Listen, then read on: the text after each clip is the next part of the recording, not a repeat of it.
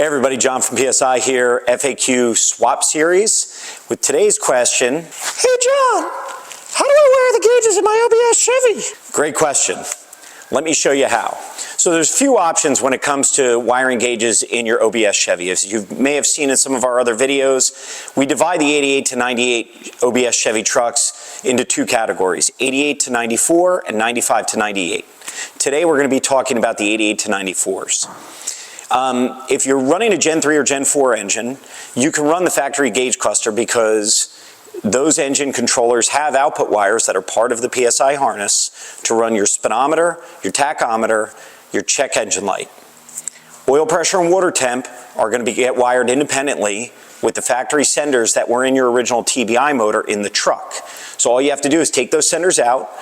You can get an adapter kit from PSI, so it's easy to thread them back into the engine, and now you have water temp and oil pressure. But for Gen 5, it gets a little bit more complicated. And before I get into specifically how you wire that, let me show you the different gauges. So over here you have the early style. This is 88 to roughly 91, maybe some 92s. This is the moon style gauges. They use a connector that you'll see on the back of your harness that's in the vehicle.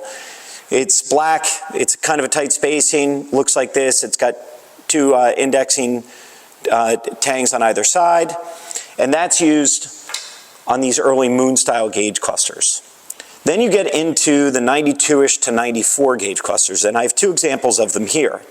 One has a tachometer and one doesn't have a tachometer.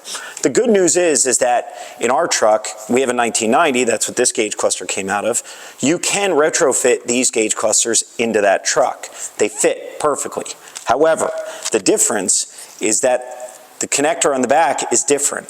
So if you, as you can see both of them here, so if you do go and find a donor vehicle to get one of these gauge clusters out of, make sure you snag a length of wire and the connector so that way you can retrofit it back into your older truck.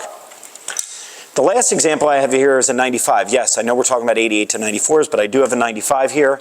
Again, similar style connector to the 94, however, you can see they're a different width. So just be cognizant of that as well. These gauge clusters will not fit in the 88 to 94 dashes unless you swap the dash. So now to specifically how you get these gauge clusters to work with an LT. You have to use an STA 1000. This is a module that PSI sells, it's from Dakota Digital.